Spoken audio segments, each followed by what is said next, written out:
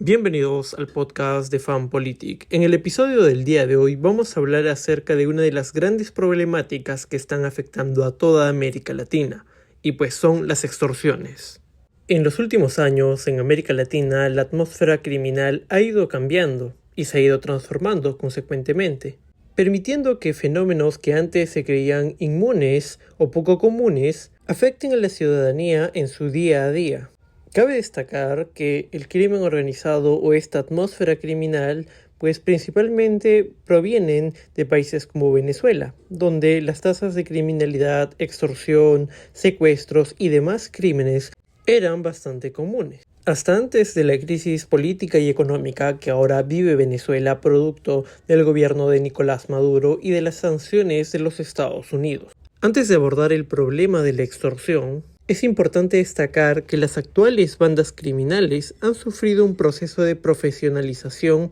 y aprendizaje de organizaciones transnacionales, replicando así su modus operandi. Tal es el caso del Tren de Aragua, organización criminal que atemorizaba a la población venezolana y que, producto de la situación política y económica que vive Venezuela, decidió expandirse y llegar a otros países en los cuales tienen una gran cantidad de población venezolana. En este caso, Colombia, Ecuador, Perú, pero también Chile, país último que se ha visto bastante afectado por el incremento de los casos de extorsión, así como de otros crímenes. En ese sentido, es importante destacar que la extorsión ha emergido como un componente clave de la nueva ola criminal, consolidándose como un mercado primario en expansión y una fuente fundamental de ingresos para diversas estructuras delictivas, tal como destaca Pablo Ceballos, experto en crimen organizado y consultor internacional en materia de seguridad,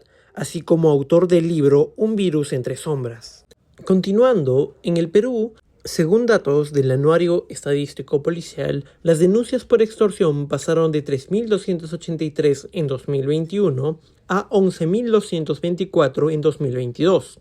En Ecuador, la extorsión se convirtió en el delito con mayor número de denuncias a nivel nacional, con cerca de 21.811 registros en 2023, según datos de la Fiscalía General del Estado. Cifra que representa el incremento de 364% en tan solo un año. En el caso chileno, que antes era considerado como un destino bastante seguro, ahora vemos cómo es que este panorama ha cambiado, y donde la extorsión se ha convertido en una problemática común y del día a día, asemejándose mucho a lo que ya pasa en algunos países de la región, como el caso de Ecuador, donde el crimen organizado ha desbordado a las fuerzas de seguridad y ha obligado al gobierno del presidente Daniel Noboa a decretar múltiples estados de emergencia, así como militarizar el país. Además, tengamos en cuenta también cómo es que, teniendo en cuenta que Chile vive un panorama de elecciones este 2025, es un tema que probablemente se vaya a abordar como prioridad esencial para las futuras elecciones presidenciales en el país. Antes de continuar, vamos a definir qué es la extorsión. Y pues la extorsión es una actividad ilícita que busca obtener beneficios de cualquier naturaleza mediante la generación de temor, angustia o sensación de urgencia en la víctima. Esto se logra a través de amenazas contra la integridad física, el entorno familiar o los bienes y patrimonios. Asimismo, la extorsión puede ser monetaria o no monetaria. Esta última ocurre cuando los extorsionadores exigen diversos servicios, como por ejemplo el almacenamiento de drogas, la venta de productos falsificados, la creación de cuentas bancarias o empresas fachada, así como por ejemplo también el ofrecimiento de renta gratuita, empleos falsos, entre otros. Siendo esta forma también bastante peligrosa, puesto que permite la entrega de información privilegiada, puesto que las extorsiones también pueden llegar a guardias de seguridad, porteros, conductores y asistentes ejecutivos o directivos. En la actualidad, las bandas criminales utilizan a las extorsiones como forma de obtención de recursos seguros y fijos, con el objetivo de financiar la organización, gastos operativos e incluso aumentar el número de integrantes, pero además también para fortalecer la expansión territorial, las pugnas internas, el enfrentamiento con otras estructuras criminales o también los conflictos con las fuerzas de seguridad del Estado. De acuerdo con Ceballos, la extorsión es una práctica criminal rentable debido a su alto nivel de invisibilidad, teniendo en cuenta que cerca del 70% de las víctimas de extorsión no hacen su denuncia correspondiente. Además, la extorsión se convierte en una fuente inmediata y permanente de recursos a bajo riesgo para la criminalidad, especialmente en un contexto de crisis de otros mercados criminales, como por ejemplo el narcotráfico, o también las disputas territoriales, como en el caso del conflicto actual que existe en Colombia entre el Clan del Golfo y el Ejército de Liberación Nacional por el control de las zonas productoras de droga. Ahora bien, respecto a las víctimas de extorsión, estas pueden ser individuos o también pueden ser comunidades enteras, como el caso de una zona en Guayaquil, en donde cada vivienda debe pagar una cuota diaria de al menos $5. Además de otras extorsiones que podrían ser parte de algún negocio que alguna de estas víctimas pueda contar.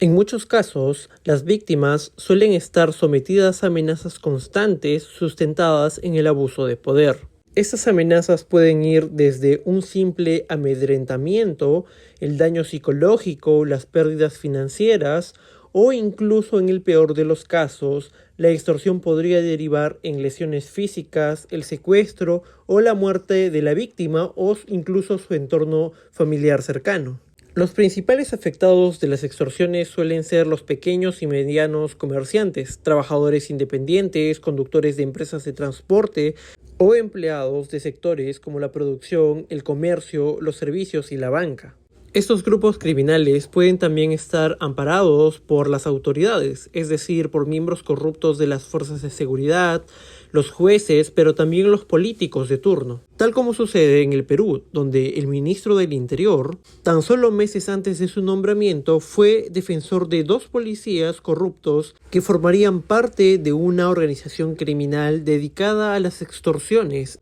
en la zona norte del Perú, siendo esta última forma la más peligrosa para la ciudadanía, puesto que tanto las fuerzas de seguridad así como las autoridades se unen para atemorizar a la sociedad, y más cuando el país se encuentra en crisis, tal como el caso peruano y el caso ecuatoriano. Y bien, eso es todo por el episodio del día de hoy. Si les gustó el contenido, no duden en dejar un comentario, dejar un like y también suscribirse a nuestro canal. Nos vemos hasta un próximo episodio.